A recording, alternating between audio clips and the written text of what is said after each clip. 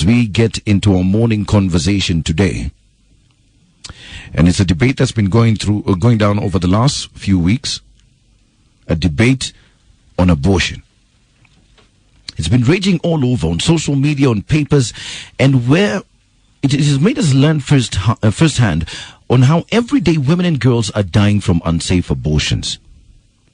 And I do know this, and I get this. We all have our personal opinions about abortion, but most times our opinions are actually misguided. And one thing that I've come to understand is that most of us truly do not understand what abortion really is. We don't have that idea. So I'm going to define it. Today I'm going to wear the hat of a nurse, Kingangi. Wacha nivae kofia ya daktari. Yeah, wajua ni daktari. Yeah. Just people need to understand. You need to understand. Mike Mundu ni daktari. Wa ukweli. Mimi ni wa mapenzi. Ati daktari wa mapenzi. Yeah, but abortion, a lot of people call it killing a baby. That's not true. Let me define to you abortion as we learned it in nursing school. Yeah. Abortion is the ending of a pregnancy by removing an embryo or the fetus before it is viable.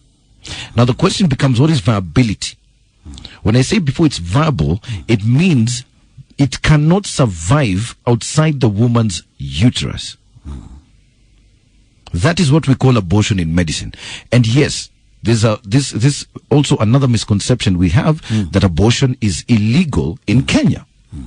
And it's a very big misconception, because if you read Article 26 of the Constitution, it says every person has the right to life, and that right can only be taken away as authorized by the Constitution or any other written law. And that same Constitution permits abortion where a certain criteria is satisfied. Meaning, if it is in the opinion of a trained health professional that there is need for either emergency treatment or the health of the mother is in danger, then an abortion can be done. And that's where we go wrong. As a society, we've been known to be so quick to point fingers at women who have procured an abortion. They feel stigmatized by us. We call them all sorts of names. And we act holier than thou. Until a situation happens to you. Then all of a sudden, abortion is not so bad. Yes. When you're that married man, and you have a campus mpango wa kando, naendanga hapo mamlaka lin. Unakachukua kamutu hapo hivyo. Inaitwa box. Stella Winja. Then one day she tells you, I am pregnant. Good morning, Kenya. When it is your 14-year-old daughter who's been raped and has gotten pregnant. When it is your sister in high school. Yes. Anaenda anashikana na makanga hapo usijua namba gani. Gets pregnant, the guy disappears, which is what we're going to talk about today. I'm going to share a story with you that will surprise you. But DJ. Then abortion becomes not such a bad thing anymore. And I'm going to share with you a story like I'm saying. Let me read for you this message that I got last time we talked about this. I never discussed it then, but I think it's high time we talk about it today. And this young girl sends me an inbox and says, my father is a church leader in Eastlands, and he is against abortion. I am the youngest of 3 children. I am 15 years old. I got involved with a certain matatu tout, and I got pregnant as a result. After realizing I was pregnant, the guy went into hiding. My classmate told me she knows a place I can go and have the pregnancy taken care of, but I got scared, so I opted to tell my parents. When I did so, my father was so upset that I brought shame to the family and went against his beliefs and told my mother to make sure I was not pregnant by the end of the week. That's the father. Hiyo ni baba yake sasa. The same person who was saying abortion is wrong. Hey. Why is there this double standard? This is what I want to know this morning. We are all so quick to say, yes, na kusema yule ni mdemo wa kuflash. Kuflash. And then it happens to you. Church leaders will preach against it until someone gets pregnant. Then all of a sudden it's okay. Someone in their family gets pregnant, or they go ahead impregnate one of their congregation, then it's okay. Your child's school teacher. You hear these stories every day of school teachers taking advantage of school girls. She gets pregnant, your daughter, your young baby, your sweetheart, comes and tells you, mommy or daddy, this has happened and I'm pregnant. All of a sudden, it is not so wrong. And this morning, I also want to talk to men, because most men who are anti-abortion are the same men who, when a woman gets pregnant, they disappear. Yes. They go into hiding. If you can have a choice of whether or not you want to be a father by disappearing, why aren't you giving women the choice of whether or not they want to carry a pregnancy to term? Kwanza wanaume wangekuwa naweza pata ball. Yeah. Kuna wengine wangekuwa naitwa frasha. Lazima wa kuimba. Kuna watu wangekuwa na mimba mingi sana. This morning I want to talk about this. Why are we so hypocritical when it comes to abortion? Why do we judge women for getting an abortion until a situation happens to you, then we are okay with it? And also, ladies, feel free, if you're brave enough, feel free to call me on 0711-046-105 and share your story about what made you have an abortion. Because I don't believe women just go and have abortions for kicks. They don't do it for fun. There has to be a reason. There has to be a reason. You as a man, if you had to be circumcised every 3 months, you think it's for fun? Sungekata. Kama sijai answer anyway. 0711-046-105. That's my number. Why do we get so hypocritical? And ladies, do you have a story? Can we please share these stories about why? Because there always is a story behind why a woman went and procured an abortion. Conversation today. It's something that I feel we need to be realistic about. We need to start having this conversation and stop burying our heads in the sand. And it's all about matters abortion. There's a certain hypocritical strain we have in our characters, where we are quick to call women names, we're quick to judge them simply because they procured an abortion. And I wonder what happens to men when you start saying, ati huyu dem ni demu wa kuflash. And even women, other women who point at other women and say, huyu dem ametoa sijui mimba ngapi. Do you know women don't have abortions for fun? It is not, I'll tell you this as a trained nurse, it is not a pleasurable experience. It is painful. And it's not something a woman would want to go through over and over again. And I'd like to reiterate this, that for those who believe abortion is killing a baby, I'm telling you, it's not killing a baby. Abortion is ending a pregnancy by removing an embryo or a fetus before it is viable. Meaning that if you remove that fetus, it cannot survive outside of a woman's uterus. And we think that the law says abortion is illegal, but the law does provide provisions where an abortion can be procured. If, in the opinion of a trained health professional, there is a need for emergency treatment or the health of the mother is in danger, then an abortion is allowed in this our country. So when I read messages like this from a lady who came and told me that her father is a church leader in Islands, he's very much against abortion. But when this young girl, she's 15 years old, got pregnant by a matatu tout, it was her father who was the first one to tell the mother, peleka huyu mtoto sitaki kusikia ati mambo ya mimba. By the end of this week, I don't want to see a pregnancy. Simply because the father felt I'm a letter shame to the family. And it's what happens every day. Men who impregnate mpango wa kandos, you're quick to say abortion is wrong, but when that lady is coming to expose you, you're quick to tell her procure an abortion. Why is there this double standard? 0711-046-105, Give me a call. Classic 105, hello? Hello? Hello.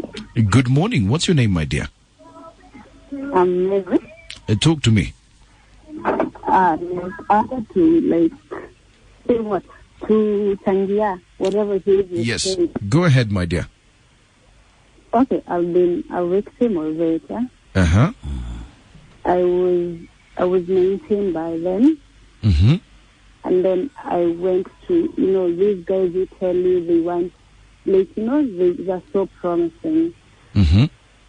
And then you get pregnant, the guy disappears, Mm-hmm. and you don't want to go home. When you go home, you tell your parents, and because there are these church people, Mm-hmm. they tell you, you know what, you can't have this pregnancy, you'll have to terminate it to keep our name. So it was your parents who told you have to terminate that pregnancy? Yeah. Because they don't want you to, tarnish their name. Uh-huh.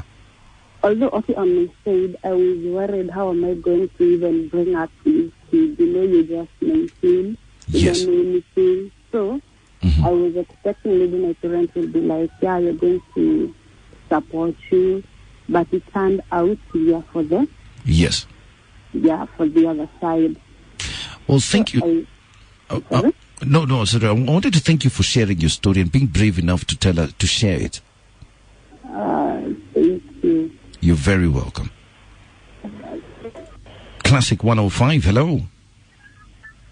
Hello. Hi. Good morning. Morning to you, Mike. Talk to me, my brother. Yeah, I'm Andrew. Yes, Andrew. From Mogadishu.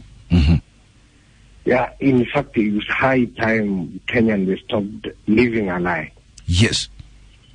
We are too hypocritical. The case that you have given of, or rather the message you received, Mm-hmm. in fact, that's how things are being done. This is a pastor who is in the church, Mm-hmm. preaching how it happens. Yes. Abortion. Mm-hmm. But on the other side, you have seen what he has done to her daughter, his daughter rather. Very true. Yeah, how should we be living a lie all that long? Kweli kabisa. Kengani? I'm here. Kengani? Yes. Tafadhali, hii mambo tusikuwe tunadanganyana hizi vitu as a nurse. Mr. Mike has given us as defined abortion. Mm-hmm. That's how it is. Tuaje hii mambo ya ukora kuishi kana kwamba we pretend. We are too pretentious. Asante sana for that, my brother. Okay, thanks. Mwalimu. Pretenders are worse than murderers. Pretenders. I'm telling you. You're there quickly pointing fingers, saying, it's wrong, wasichana sijui wanafanya nini. And then it happens to you. All of a sudden, you're okay with it. Why the double standard? Give me a call, 0711046105. That's my number. Why are we so pretentious when it comes to matters abortion? Something, eh? As I see this all the time. Men who go ahead and get women pregnant, men who preach anti-abortion, saying, oh no, abortion is wrong, abortion is a sin, abortion is all these things. And I'm not here to discuss whether or not it's a sin or not. I'm saying you go ahead and you preach it. Then one day, a situation occurs where it is your baby, a girlfriend has gotten pregnant. You're telling yourself, I'm not ready for this.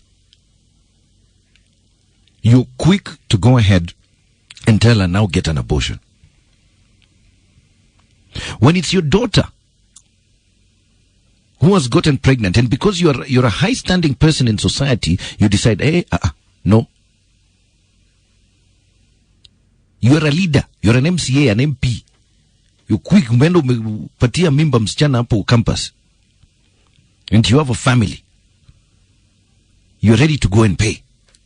Atoe your mimba. But you're not willing to give women the choice of whether or not they want to carry a pregnancy to term. And I want to correct anyone who believes that abortion is killing a baby. It is not killing a baby. It is ending a pregnancy by removing that embryo or fetus before it is viable. Kumaanisha, if you remove that fetus from the mother, it cannot survive. And Article 26 of the Constitution gives a window for abortions by saying that if it is the opinion of a trained health professional who has determined there's a need for emergency treatment or the health of the mother is in danger, then an abortion can be procured.